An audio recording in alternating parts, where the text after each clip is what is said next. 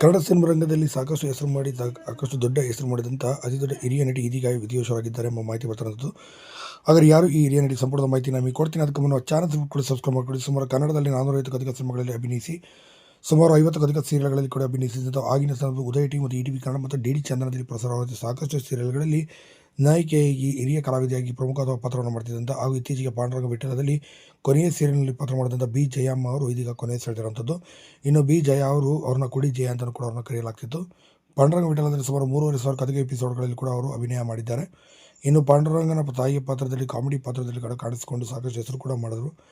ಇನ್ನು ಈ ಸೀರಿಯಲ್ ಮಾಡ್ತಿರುವಾಗಲೇ ಅವರಿಗೆ ಸಾಕಷ್ಟು ಕಾಯಿಲೆಗಳು ಕಾಣಿಸ್ತಿತ್ತು ಮತ್ತು ಇತ್ತೀಚೆಗೆ ಕೋವಿಡಿಂದ ಸಾಕಷ್ಟು ಬಳಲ್ತಿದ್ರು. ಸತತವಾಗಿ 2 ತಿಂಗಳ ಕಾಲ ಹೋರಾಟವನ್ನು ಮಾಡಿದ್ರು. ಚಿಕಿತ್ಸೆ ಪ್ರಕಾರವಾಗಿದೆ. ಸದ್ಯ ಕೊನೆಯ ಸೆಳೆದಿದ್ದಾರೆ ಬಿ ಜಯ ಅವರು. ನೀವು ಇವ್ರನ್ನ ಸೀರಿಯಲನ್ನು ನೋಡಿರ್ತೀರಾ. ಈ ಸೀರಿಯಲ್ ಕೂಡ ಇವರು ಅದ್ಭುತವಾದ ಅಭಿನಯ ಅವರು ಮಾಡಿದ್ದಾರೆ. ನಿಮಗೂ ಕೂಡ ಈ ಸೀರಿಯಲ್ನಲ್ಲಿ ಅವರ ಅಭಿನಯ ಮತ್ತು ಅವರ ಪಾತ್ರ ತುಂಬಾ ಇಷ್ಟ ಆಗಿದೆ. ಖಂಡಿತ ವಿಡಿಯೋನ ಲೈಕ್ ಮಾಡಿ, ಹಾಗೆ ಕಮೆಂಟ್ ಸೆಕ್ಷನಲ್ಲಿ ಓಂ ಶಾಂತಿ ಅಂತ ಕಮೆಂಟ್ ಮಾಡಿ. ಮತ್ತಷ್ಟು ವಿಡಿಯೋಗಳೊಂದಿಗೆ ಭೇಟಿಯಾಗೋಣಂತೆ. ಧನ್ಯವಾದಗಳು.